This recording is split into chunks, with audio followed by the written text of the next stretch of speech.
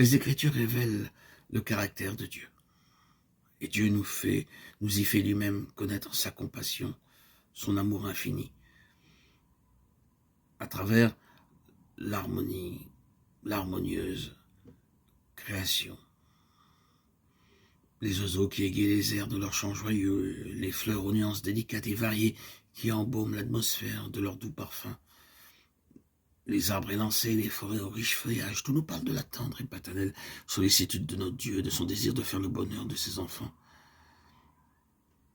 Dieu nous y fait lui-même connaître sa compassion, son amour infini.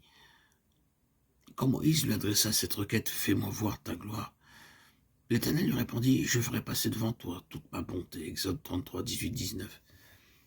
Et passant devant Moïse, il s'écria, « L'Éternel, l'Éternel, Dieu miséricordieux et compatissant, lent à la colère, riche en bonté et en fidélité, qui conserve son amour jusqu'à 1000 générations, qui pardonne l'iniquité, la rébellion et le péché. » Exode 34, 6, 7.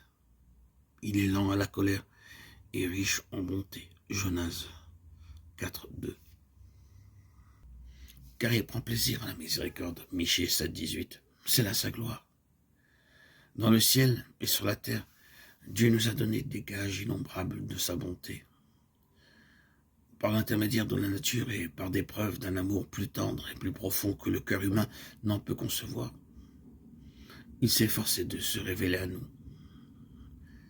Néanmoins, tout cela n'est qu'un reflet bien pâle de son caractère. L'ennemi du bien a aveuglé l'esprit des hommes, à tel point qu'ils s'approchent de Dieu avec crainte et le considèrent comme un être sévère et implacable. Satan fait passer notre Père Céleste pour un être d'une justice inflexible, un juge sévère, un créancier dur et inexorable. Il dépeint le Créateur comme observant les hommes d'un œil scrutateur en vue de découvrir leurs erreurs et leurs fautes et afin de les frapper de ses jugements. C'est pour dissiper ce voile de ténèbres par la révélation de l'amour infini de Dieu que Jésus-Christ est venu vivre parmi les hommes.